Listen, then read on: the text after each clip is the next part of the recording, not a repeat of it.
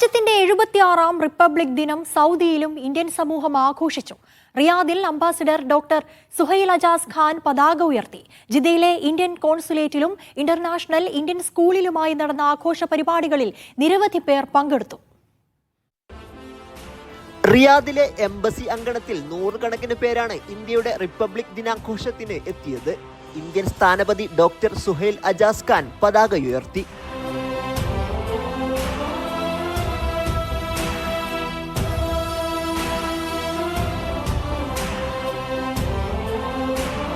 രാഷ്ട്രപതിയുടെ സന്ദേശം അംബാസിഡർ പ്രവാസികളെ കേൾപ്പിച്ചു.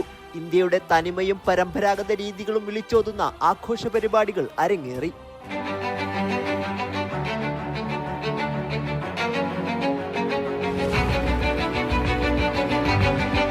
ജിദ്ദ ഇന്ത്യൻ കോൺസുലേറ്റിൽ നടന്ന ആഘോഷങ്ങൾക്ക് കോൺസുൽ ജനറൽ ഫഹദ് അഹമ്മദ് ഖാൻ സൂരി നേതൃത്വം നൽകി.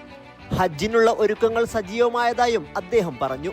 പ്രവൃത്തി ദിനത്തിലും വൻ പ്രവാസി സാന്നിധ്യമാണ് ആഘോഷ പരിപാടികളിൽ ഉണ്ടായിരുന്നത്. റിയാദ് ബ്യൂറോക്കൊപ്പം സാബിത് സലീം, മീഡിയ 1, ജിദ്ദ.